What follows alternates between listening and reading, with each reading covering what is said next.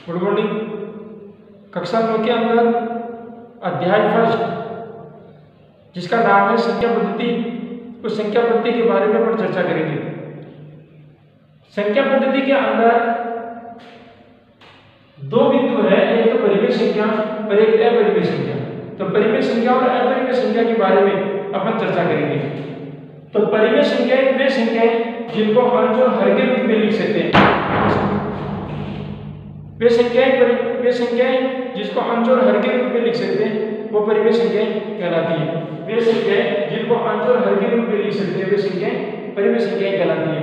परिमेय संख्या के अंदर एक बात हो कि जिस परिमेय संख्या को अंश और हर के रूप में लिखा हुआ है तो हर का यदि भाग दिया जाता है तो हर का भाग देने पर भाग्य पूरा जाता है, या फिर अगर भाग यदि दशमलव में जाता है तो दशमलव में भी भाग पूरा जाना चाहिए, यानी दशमलव के बाद में भाग की प्रक्रिया समाप्त हो जाए पूरी या भाग पूरा जाए तो वे संख्या भी परिमेय संख्या कहलाती है।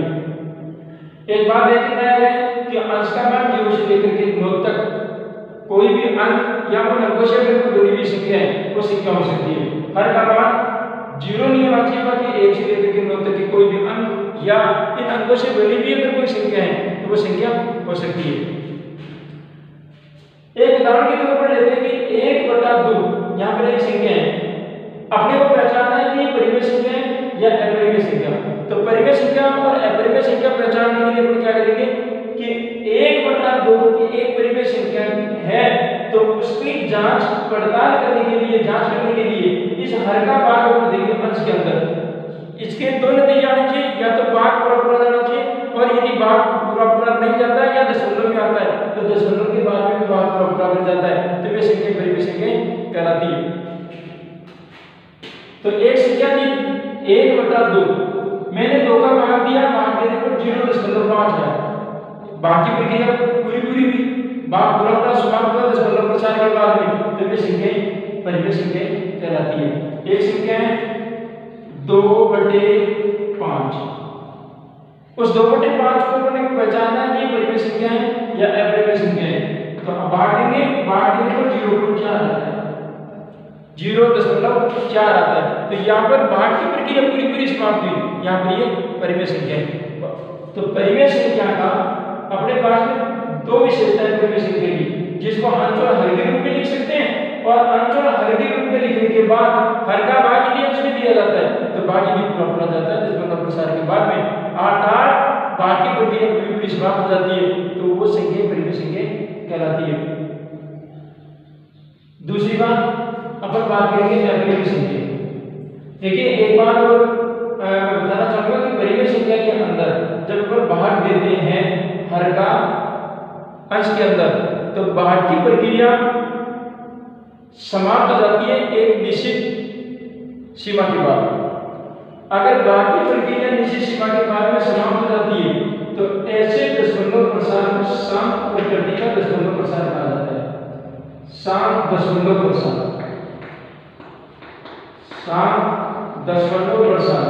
अर्थात ऐसी परिमेय संख्याएं जिनका दशमलव प्रसार शांतावृत्ति का है। यहाँ पर दशमलव प्रसार शांतावृत्ति से मतलब है कि उनका जो भाग है वो भाग दशमलव प्रसार के बाद में एक निश्चित सीमा पर रुक जाता है या भाग पूरा जाता है तो वो शांत दशमलव प्रसार कहलाता है। तो इसका मतलब ये हुआ कि जिन परिमेय संख्याओं का शांत दशमलव प्रसार है वो संख्या की परिमेय संख्या होती है। अर्थात परिमेय संख्या की के रूप में लिख सकते हैं। पी का मान 0 से लेकर के 9 तक की कोई भी अंक हो सकता है और हर का मान 1 से लेकर के 9 तक कोई भी, हर का मान 0 नहीं होना चाहिए, इसी अपने भी ध्यान रखना है। और जब हर का भाग दिया जाता है अंश के अंदर तो भाग या तो पूरा जाए, दशमलव प्रसार के बाद में भाग पूरा जाना चाहिए।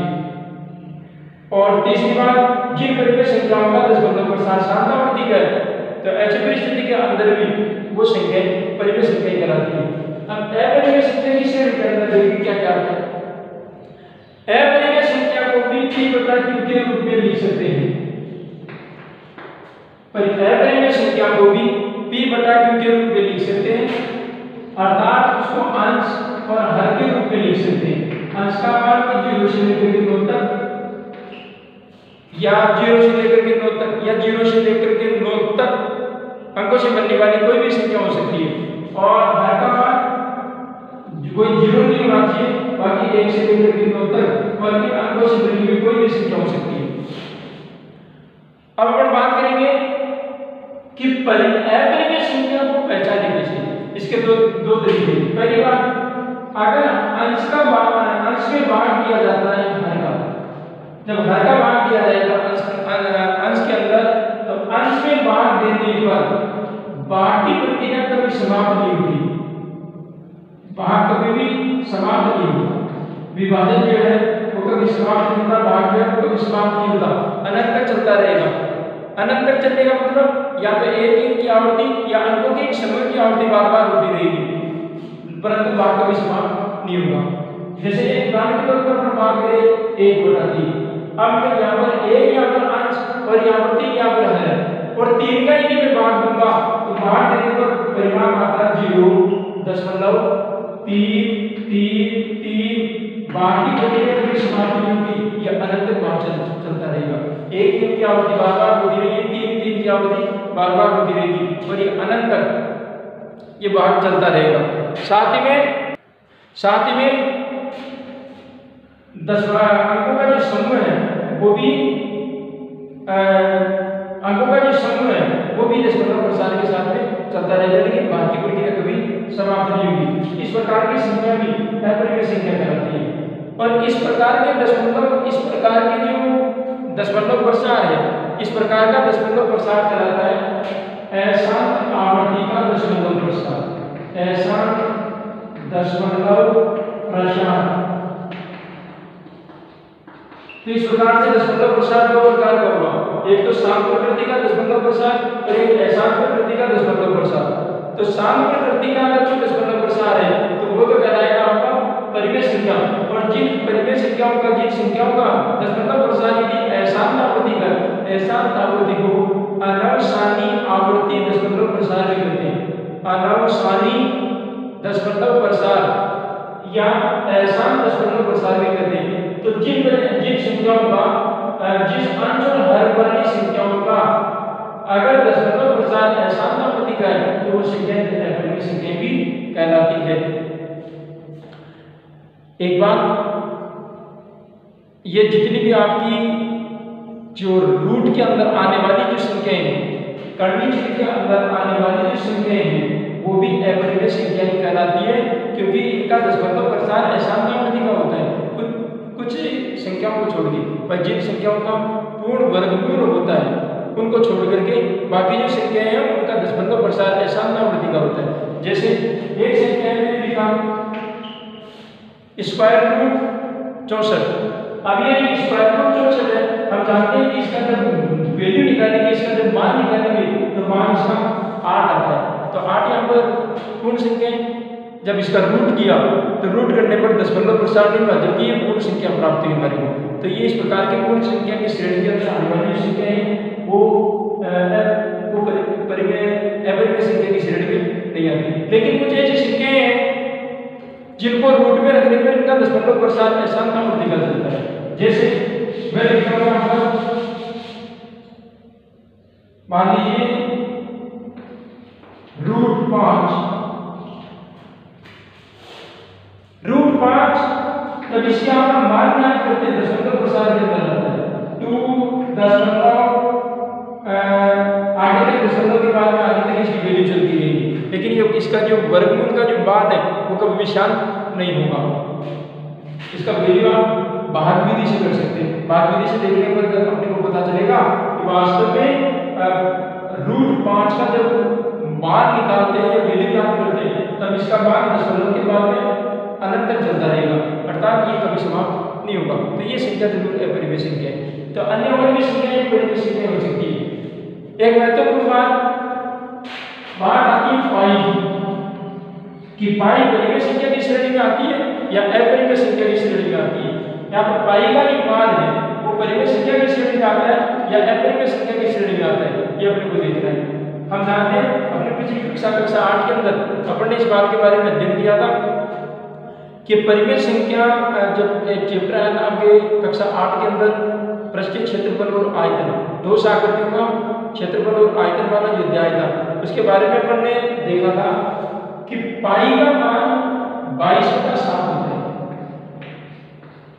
पाई का मान 22/7 होता है। हम जानते हैं कि पाई का मान 3.14 के बाद में भी आगे तक कई मान आते हैं।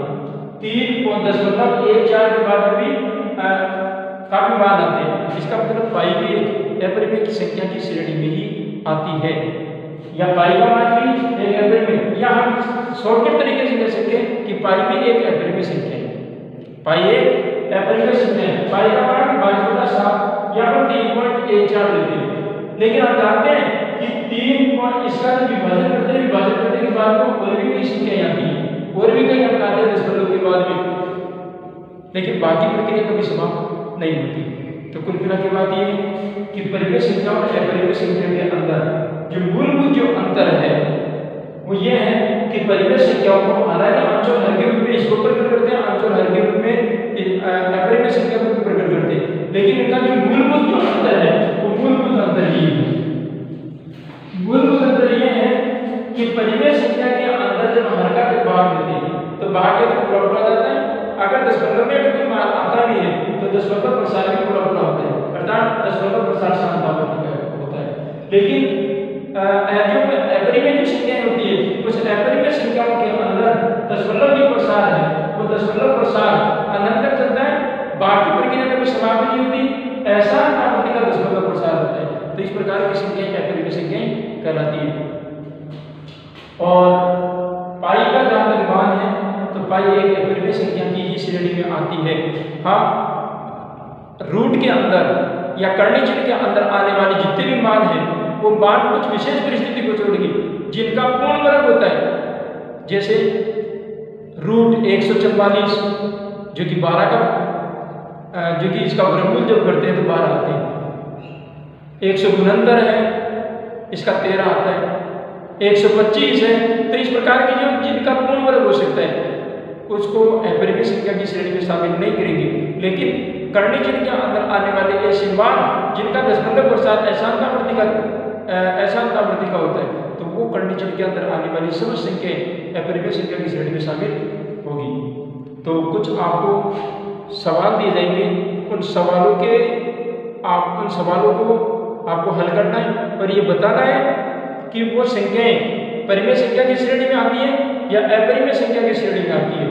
और साथ में ये भी बताना है कि जो परिमेय संख्या है अपरिमेय संख्या जो हमने छटनी की है वो छटनी की भी परिमेय संख्याओं और अपरिमेय संख्याओं का दशमलव प्रसार कैसा है, अर्थात उनका दशमलव प्रसार शांतावर्ती का है या अशांतावर्ती का है, ये अपने को बताना है। तो कुछ सवाल हैं, कुछ संख्याएं हैं, उन संख्याओं को आपको पहचानना है कि ये परिमेय संख्या है या अपरिमेय संख्या है और इनका दशमलव प्रसार शांतावर्ती का है या अशांतावर्ती का। अपने को बताना है कि परिमेय संख्या है या अपरिमेय संख्या है, इनका दशमलव प्रसार शांतावर्ती का है या अशांतावर्ती का है, ये अपने को बताना है। तो कुछ सवाल आपको दिए जाएंगे, उन सवालों को हल करना है। नंबर 1, ये जो संख्याएं दी गई है उन संख्याओं को आपको पहचानना है कि वो शांतावर्ती की है या अशांतावर्ती की है। पहला सवाल 3/8, दूसरा सवाल 8/9, तीसरा सवाल 6/7, चौथा सवाल 2/5, पांचवा सवाल है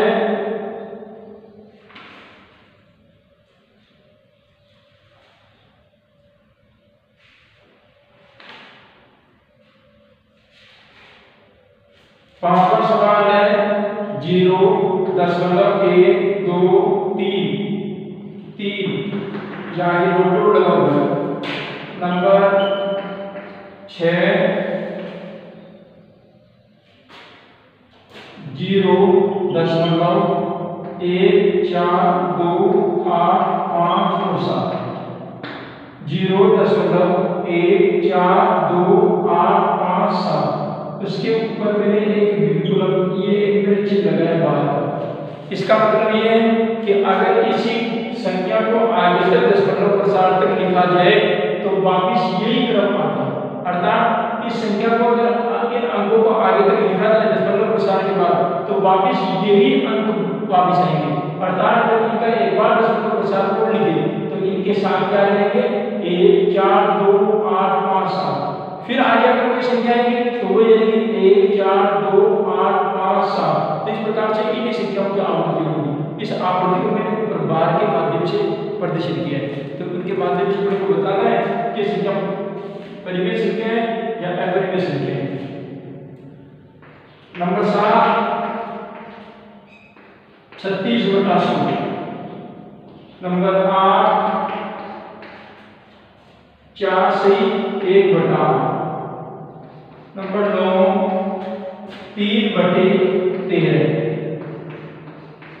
नंबर 10 1/11। ये 10 सवाल है। इन 10 सवालों को अपने को देखना है ये संख्या परिमेय संख्या है या अपरिमेय संख्या है।